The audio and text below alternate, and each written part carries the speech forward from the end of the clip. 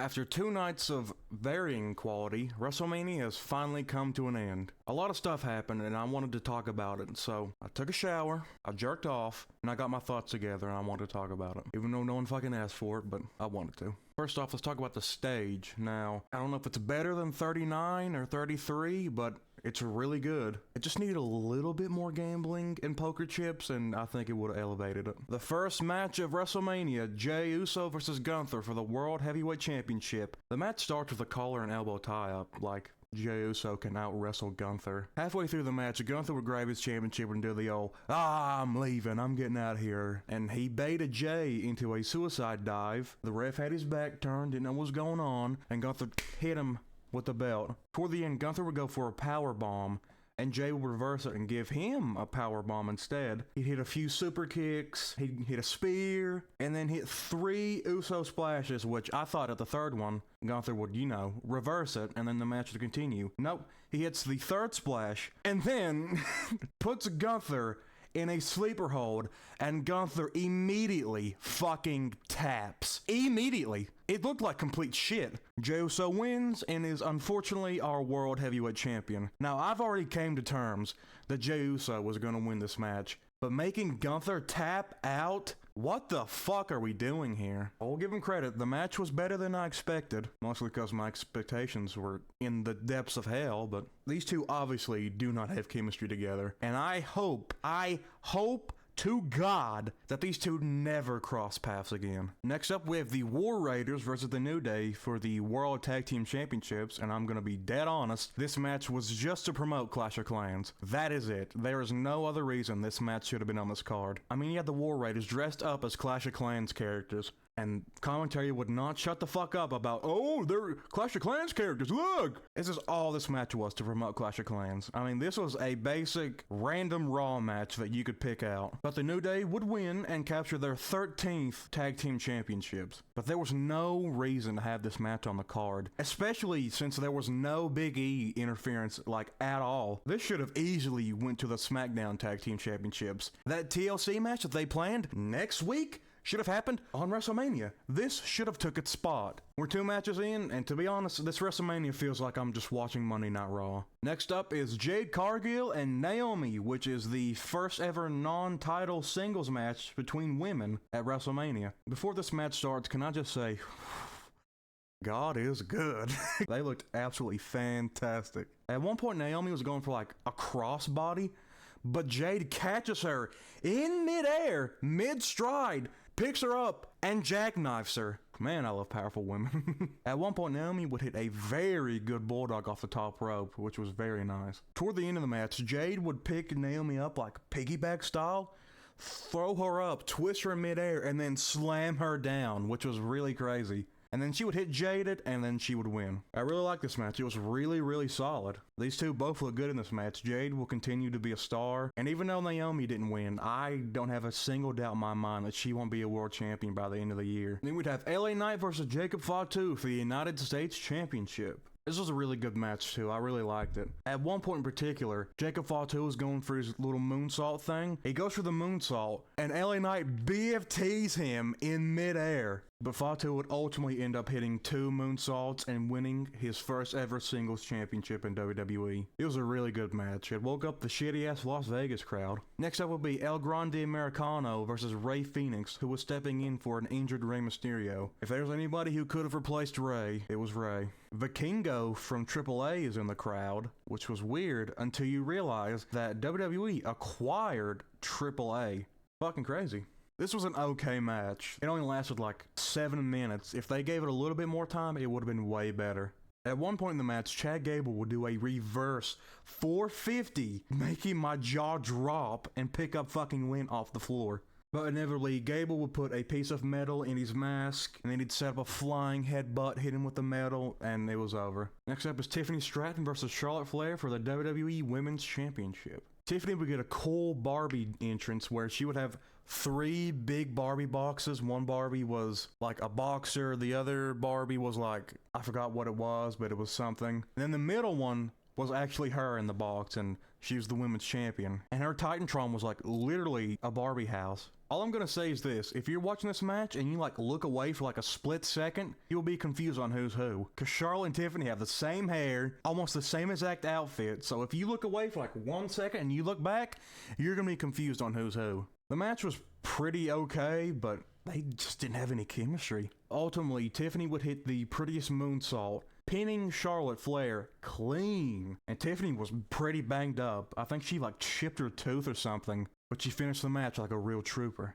Now it is time for the main event of night 1, Seth Rollins versus Roman Reigns versus CM Punk. Seth would come out in all black with a flamethrower, looking like he was Rock from 2016. And then Roman Reigns comes out as he's making his way down the ring, like the little things above the stage would like lower and it would show like his bloodline going down. Like it'd go like Peter Maivia, Rikishi, Tamina. And then Punk would get a very nice video package playing This Fire Burns. And then after the video package, Living Color will be playing Cult of Personality live. And this was the first match to actually feel like it was WrestleMania. The match would spill out into the crowd and Rollins would beam Punk with a garbage can. But Punk would get his revenge and he'd suplex Seth Rollins on the garbage can on the concrete fucking ground. They had the spot where Roman would go for a spear and Seth Rollins would catch him midair in a pedigree, which is always fucking cool to see. And during the match, they was building up like Rollins getting Roman to team with him again. Like, come on, this piece of shit, we can't let this fucking guy win. But Rollins finally convinces Roman to team with him and they go on the outside and clean the announce table. But Roman is a little torn. He's like, do I want to team up with this piece of shit again? He's like, fuck it. And he's like hyping up, come on, come on. We're like, oh shit, the shield powerbomb. But ultimately Roman says, fuck all that noise and just hits Seth. And then puts Punk through the table by himself. And then puts Seth through the other table. Then it cuts to Paul. He grabs a chair, but he don't know who to give it to. Does he give it to his tribal chief, Roman Reigns? Or does he give it to his best friend in the whole world, CM Punk? But he would ultimately give it to CM Punk. But as Punk was going to hit Reigns with a chair, Paul Heyman low blows Punk. Then he gives the chair to Roman, and then Paul sees Rollins like up against the ropes, and he's like, my tribal chief, look. Roman finally has Seth right where he wants him. He's in the same exact spot he got hit in 10 years ago when Seth destroyed the Shield. He's gonna do it. Another low blow by Paul Heyman. And like, he really meant it. Like, he low blowed him and then like twisted his cock, and as the crowd's going wild, Rollins is sitting there. He holds out his arm waiting for the chair, and Heyman gives it to him. As Roman was getting back up, Seth hits him in the back with a chair yet again. Then Seth hit a curb stomp. Seth Rollins wins, and he is now a Paul Heyman guy. This was just a fantastic match all around. It saved night 1. Like, that's not an exaggeration. This match saved night 1. Now we move on to night 2 of WrestleMania.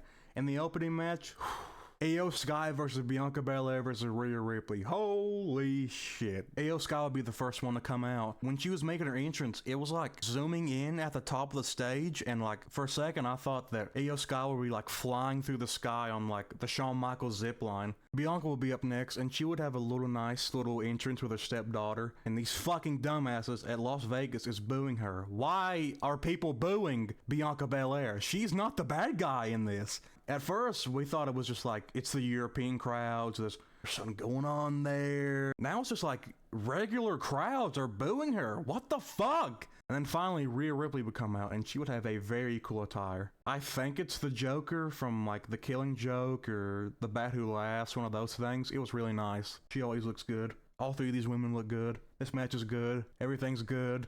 And the crowd is actually awake this time. They actually want to be here. Rhea at one point would go for a top rope riptide, but Io would counter it with a very good arm drag off the top. And that sets up Io Sky to do the over the moonsault. But as she's going for the over the moonsault, Rhea gets her legs up and like kicks her, and then she like stumbles into a KOD, hits it, but then Rhea breaks up the pin. During this match, you can tell they wanted to focus on Bianca and Rhea Ripley. And at one point, Bianca's like pushing her around, talking shit to her, like, oh shit, yeah, give these bitches something to boo about. Toward the end of the match, Rhea would set up Bianca for the riptide, but she would like get out of it and just slap Rhea with her hair, which it always sounds like a gunshot going off, like, God. But she hit her with her hair, and then puts Rhea in the KOD and hits it, and she's going for the pin, and as she is, the Genius of the Sky flies through the fucking sky and hits the over the moonsault on both of them.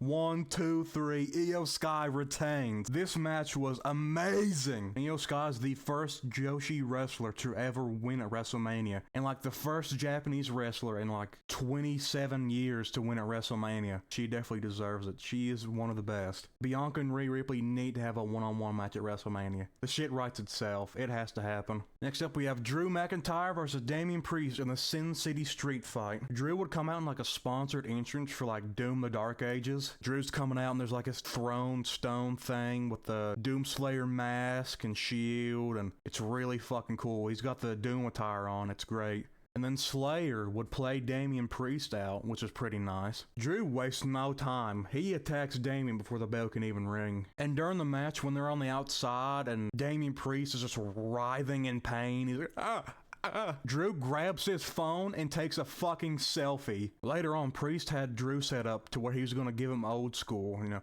he's walking the ropes. But Drew just fucking pushes him outside the ring, and there's like 2 tables set up on the outside. He's like, man, fuck you. Pushes him, and he goes to the tables. And at this point, Damian's beat up. He's trying to get back in the ring, and he's like at the chair in the corner. And Drew like claymores him into the corner with a chair and about kills him. And Drew ends up winning, which he definitely needed. And it was a pretty good match. I liked it. Night 2 is already infinitely better than Night 1. Hands down. Next up, we have the IC Fatal 4-Way, Braun Breaker, Finn Balor, Dominic Mysterio, and Penta. And Michael Cole mentions that this match is sponsored by Dude Wipes. And then commentary just goes on about how Dominic's a shitty shit poopy fucker and he needs Dude Wipes because he's a piece of shit. This match was really good too, but Braun Breaker looked like $1 million this match. He looked fucking amazing. He is ready to be a main eventer. He is ready. At one point, Penta's about to win the match, but Carlito like pulls him out of the ring to stop it, and he's removing the commentary table. He's gonna put Penta through the table, and Carlito gets on top of the table and he's trying to drag Penta with him, and we see Braun Breaker on the other commentary table. He runs and leaps from one to the other and spears Carlito through the table, which was awesome. Toward the end of the match, Dominic would hit Braun Breaker with a 619, and as he's going for the splash, Finn Balor sweeps his legs and he lands on his cock on the top rope, and then Finn would get on top and hit the coup de grace on Braun Breaker, and he's about to win, and then dirty Dominic Mysterio flies out of the air, frog splashes on Finn Balor, 1, 2, 3, pins Balor and wins the Intercontinental Championship. Very good match. I would have been happy if either one of these men won it. This was the Braun Breaker match. Braun Breaker was amazing. Dominic was getting very good cheers. He was good. Penta's good as always. Finn Balor was there. And Dominic got a huge pop when he won. People were going crazy. Dominic winning the Intercontinental Championship felt more important than Jey winning the World Heavyweight Championship. All throughout WrestleMania, they'd show the crowd and all the celebrities that are there, the sports guys. Dana beats his wife White's in the crowd. But there was one person in particular that really caught my eye. Hank fucking Schrader took time off from catching Heisenberg to watch WrestleMania. Next up, we find out who Randy Orton's mystery opponent is, and now we're all waiting. Who's Randy Orton's mystery opponent? It's none other than Joe Hendry. And he got an amazing pop. Everyone went crazy for Joe Hendry. But the match itself, it lasted about as long as a 500-pound man in a foot race. And it was a fun segment, you know. Toward the end, Joe Hendry does his little thing right there, and the camera stays on him, and then Randy Orton just comes out of nowhere and RKO's him. But then Randy Orton helps him up, lets him have his moment. Look at this guy. This guy's a good guy. And then he RKO's him to let him know, fuck TNA. Next up, we have AJ Styles versus Logan Paul. And before the match could even start, Michael Cole is just sucking Logan Paul's dick. He's going on about people hate Logan because they're jealous. No, Michael, we hate Logan Paul because he's a piece of shit. And the match itself was just meh. Toward the end, one of Logan's fuck-ass friends comes out, you know, doing the whole brass knucks deal, but someone stops him, and it's Karrion Kross who gets a very good pop. And Karrion Kross is trying to get AJ to use these brass knucks. Please, AJ, you have to beat this piece of shit. It'll ruin everything. But AJ won't do it. He won't go back to his evil ways. And then AJ sets up the phenomenal forearm. Logan ducks, does his little punch thing, and then hits him with a pulverizer 1, 2, 3.